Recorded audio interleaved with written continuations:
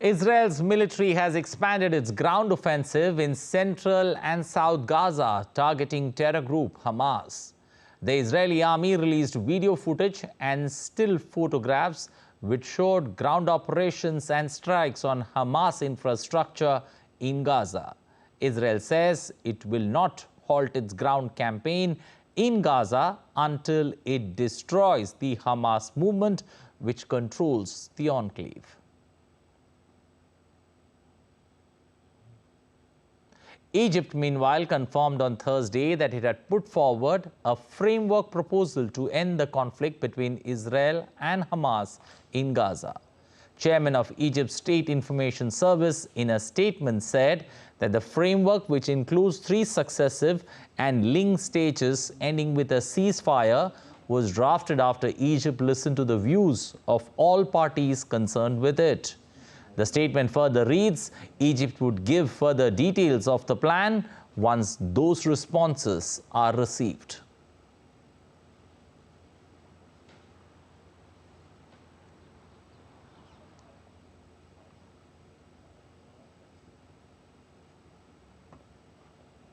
Well, lead India's Trent Murray from Tel Aviv in Israel, giving us the latest on the expanded ground offensive in central and South Gaza. How does one see this, expansion of ground offensive taking place currently?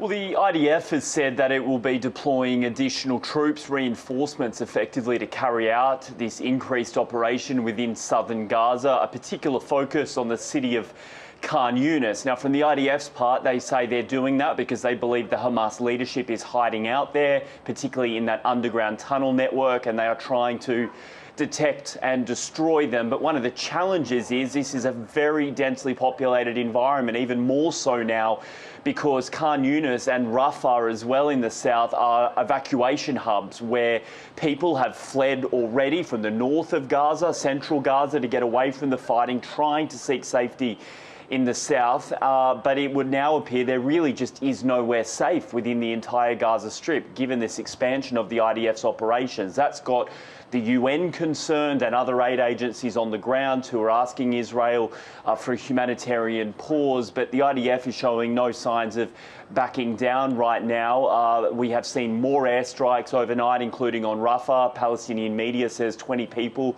were killed in a residential building, and fighting is continuing on the streets, heavy firefights between those Hamas fighters and IDF troops. Okay. Let us also know about the situation on the border for Lebanon.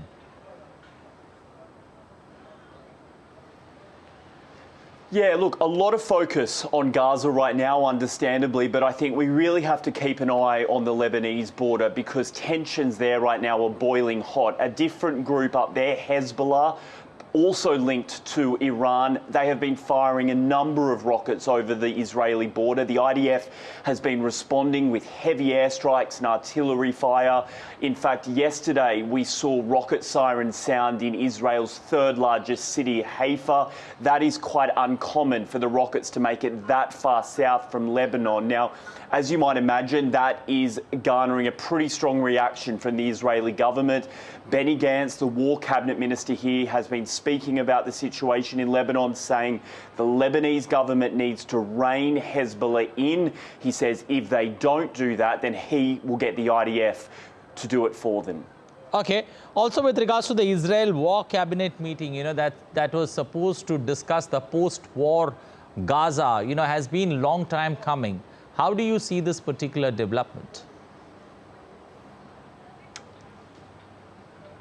Yeah, look, this is an important development as well because last night here in Israel, the war cabinet was due to discuss the day after the war, as it's described, what happens to Gaza after this operation comes to an end. Now, we understand that that discussion was then postponed because some factions within Benjamin Netanyahu's government didn't want to discuss it right now.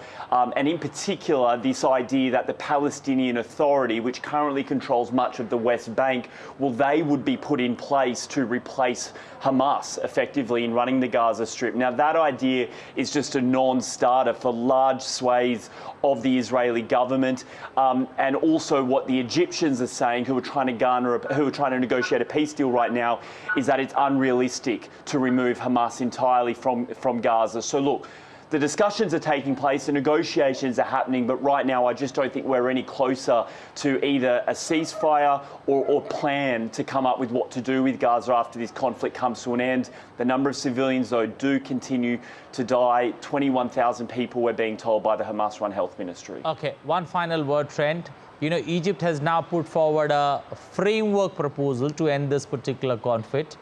Do you see that, you know, it's going to be acceptable, especially to all the parties who are in the midst of this armed conflict?